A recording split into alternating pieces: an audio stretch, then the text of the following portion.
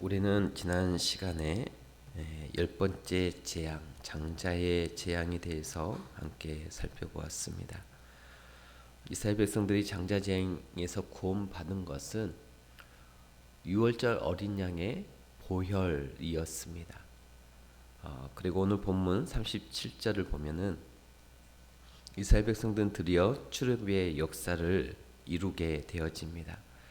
이스라엘 자손이 람세에서 발행하여 출발하여 숲곳에 이르게 되어지고요. 이때 장정만 60만 명쯤 되었습니다.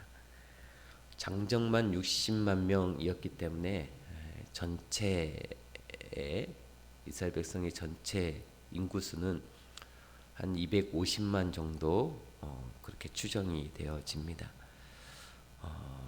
이때가 이스라엘 자손이 애굽에 거한 지 430년 만이었습니다. 그런데 오늘 본문 41절에 보면 출애굽한 이스라엘을 여호와의 군대라고 말하고 있습니다. 430년이 마치는 그날에 여호와의 군대가 다 애굽 땅에서 나왔은즉 이 말씀은 이스라엘이 여호와의 군대로 출애굽을 하였다라는 것입니다. 그러면 이 말씀의 의미가 무엇이겠습니까? 여호와의 군대로 출발하였다. 군대의 목적은 전쟁을 위한 것입니다. 그러면 하나님께서 무슨 전쟁을 위해서 이스라엘을 여호와의 군대로 불러내신 것일까? 그것은 유월절 어린 양의 피의 정신이 담겨있는 유월절 어린 양의 피의 정신이 없는 세상과의 전쟁을 하기 위한 것이죠. 곧 약속의 땅 가나안 정복 전쟁을 위한 것입니다. 창세기 15장에 보면은 하나님께서 아브라함에게 가나안 땅을 약속의 땅으로 주셨습니다. 하나님께서 이스라엘 백성에게 가나안 땅을 약속의 땅으로 주신 것은 그 땅을 하나님의 뜻, 또 하나님의 가치관, 성경적인 가치관, 하나님께서 주시는 그 사랑으로 그곳을 변화시키고 바꾸라고 하는 의미에서 그곳에 전쟁을 선포하면서 하나님께서 그 가나안 땅을 약속의 땅으로 주신 것이죠. 그런데 하나님께서는 그 땅에 어떤 죄를 심판하는 방식으로 주시기도 하였지만 하나님의 사랑의 목적으로 그 땅을 주신 것입니다.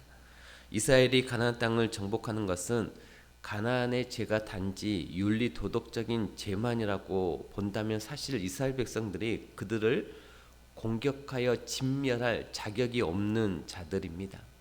이스라엘 백성들이 광야에서 얼마나 많이 하나님을 배반하며 원망하며 불신하였습니까? 그럼에도 불구하고 가나안을 정복하는 것은 이 어린 양의 피, 또 하나님의 정신, 하나님의 가치관, 하나님의 세계관, 그 유월절 정신으로 그 가나안 땅을 정복하라라는 것입니다.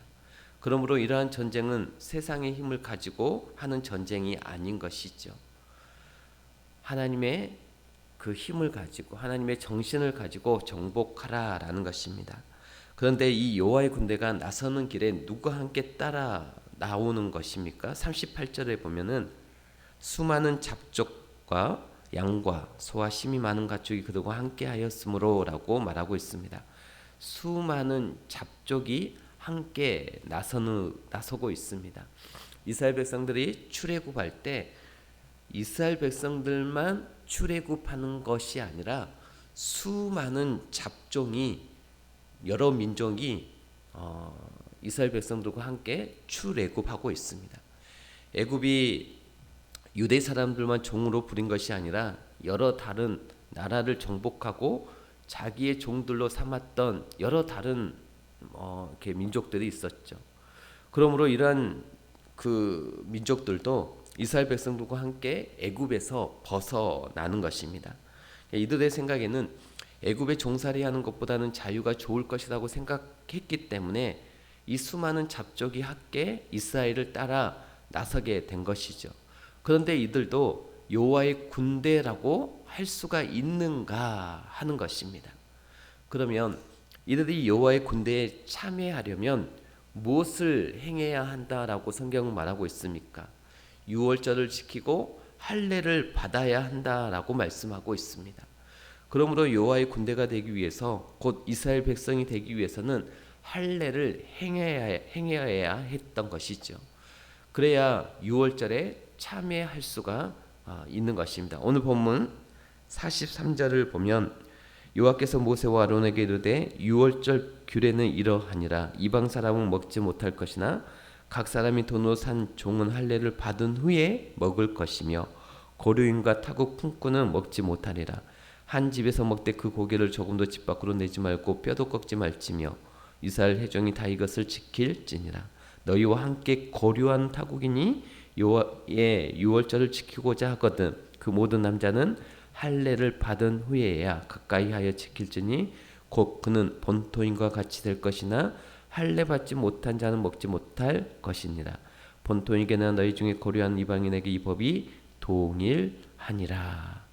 이 말씀은 이방인이 유월절에 참여할 수 있는 방법을 말씀하고 있는 것입니다. 이방인은 유월절에 참여할 수 없습니다. 그러나 각 사람이 종으로 산 자는 할례를 받게 한 후에 유월절에 참여하게 되어집니다. 그리고 타국인이 유월절을 지키려고 하면 그 역시 할례를 받아야 하는 것입니다. 할례를 받으면 본토인처럼 되지만 그렇지 아니하면 유월절을 지킬 수 없고 유월절 음식을 먹지 못하게 하는 것이죠. 그러면 이것을 무엇을 말씀하고 있는 것입니까?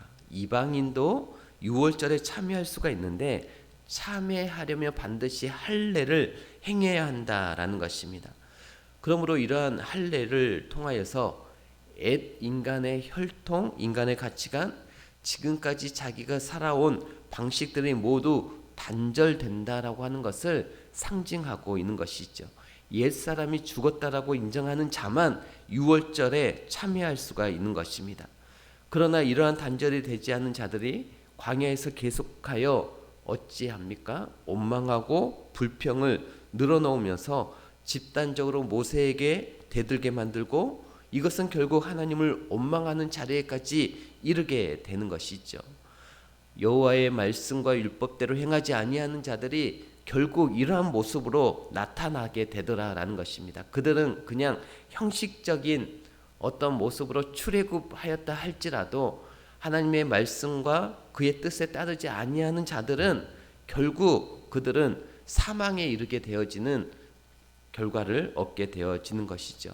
또한 그들은 형식적인 할례를 행하였을지 몰라도 아직 애국과의 온전한 단절이 되지 않았기 때문에 계속하여 그들의 마음이 애굽을 향하여 있는 것입니다. 여전히 자기 중심적이고 여전히 자기만을 위한 것이고 또 하나님 안에서의 삶이 변화된 것이 아니라 하나님이 아닌 세상적인 사고와 가치관 가운데 살아가는 것이죠. 여전히 형식적인 그 삶에 머물러 있는 것입니다. 그러면 우리는 유대인입니까? 이방인입니까? 유대인이 볼 때에는 이방인이요 수많은 잡족 중에 하나일 것입니다. 그러므로 우리가 할례를 행한다고 하는 것은 나의 욕정 또 나의 옛사람의 사고방식이 다 죽는 것을 말하고 있는 것이죠. 그러므로 신약시대의 할례가 아니라 예수 그리스도를 믿는 것이 진짜 할례인 것입니다. 우리가 예수님을 믿는다라고 하는 것은 나의 모든 인간적인 생각, 행위, 방법들을 다 잘라 버리는 것을 말하는 것입니다. 그러므로 믿음이란 우리의 의지적인 결단이 아니라 하나님께로부터 나야 하는 것입니다. 요한복음 1장 12절에서 13절에 보면 영접하는 자 곧 그 이름을 믿는 자들에게는 하나님의 자녀가 되는 권세를 주셨으니 이는 혈통으로나 육정으로나 사람의 뜻으로 나지 아니하고 오직 하나님께로서 난 자들이니라 라고 했습니다. 그렇습니다. 우리가 예수님을 믿는다라고 하는 것은 우리의 혈통이나 육정이나 사람의 뜻이 단절되고서 나오는 것입니다. 그러므로 사람으로서는 할 수 없는 것이고 오직 하나님께로만 나야 된다라는 것입니다. 말씀을 통하여서 성령을 통하여서만 우리가 변화될 수 있고 그 말씀 가운데 우리가 순종하며 살아갈 때 우리가 하나님의 사람, 하나님의 군대가 되어진다라는 것입니다. 이러한 유월절과 할례가 무엇을 말하고 있는지 유월절 규례에서 한 가지 더 살펴보고자 합니다. 46절을 보면 한 집에서 먹되 그 고기를 조금도 집 밖으로 내지 말고 뼈도 꺾지 말지며 라고 했습니다. 한 집에서 먹되 그 고기를 조금도 집 밖으로 내지 말고 라고 하는 말씀은 주님의 살과 피를 함부로 먹고 마시지 못하게 하는 것입니다. 그러므로 교회에서 성찬 내식에 참여할 수 있는 사람을 세례 받은 사람으로 제한하는 것은 유월절 어린 양의 그 피의 의미를 아는 자만 그 고기를 먹으라라는 것입니다. 그러므로 신약에서는 예수님의 십자가의 죽으심을 믿는 것이 곧 세례인 것입니다. 이제 그리스도와 연합되어 주님의 몸이 된 것입니다. 이것이 구약의 여호와의 군대가 된 것이죠. 오늘날도 우리가 예수를 믿는다라고 하는 것은 세상에 대하여 죽은 자라는 것입니다. 이것이 할례를 받아야 유월절에 참여하는 것과 마찬가지인 것이죠. 그러므로 신약시대 예수 그리스도와 연합하여 주님의 몸이 된 우리도 여호와의 군대인 것이고, 그러면 이러한 여호와의 군대는 어떤 싸움을 싸우는 것입니까? 죄에 대하여 싸우는 것입니다. 죄에 대하여라고 함은 애굽의 사고 방식대로 사는 것입니다. 결국 애굽을 믿는다는 것이죠. 죄라고 하는 것은 하나님을 믿지 아니하고 애굽을, 세상을 믿는다라는 것이, 세상의 방식을 믿고 세상의 가치관을 믿는 것입니다. 즉 세상을 의지하고 세상의 사고방식대로 사는 것입니다. 예수님을 믿지 아니하는 것입니다. 그래서 변하지 않는 거예요. 삶이 변하지 않는 거예요. 예수님을 믿지 않는다라고 하는 것은 우리가 세상을 믿고 세상의 방식대로 살고 있다라는 것입니다. 즉 몸은 할례를 받았다고 할지라도 여전히 수많은 잡족의 근성과 습성으로 살고 있다라는 것입니다.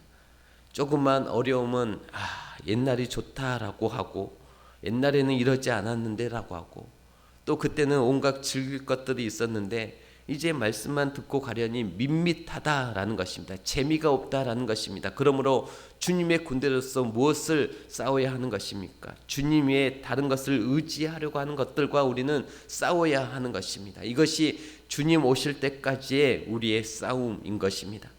이스라엘 백성들이 하나님의 크신 능력으로 애굽에서 출애굽을 하였지만 그들이 다 가나안에 들어간 것이 아닙니다. 애굽을 그리워하던 자들은 다 광야에서 죽임을 당하였습니다.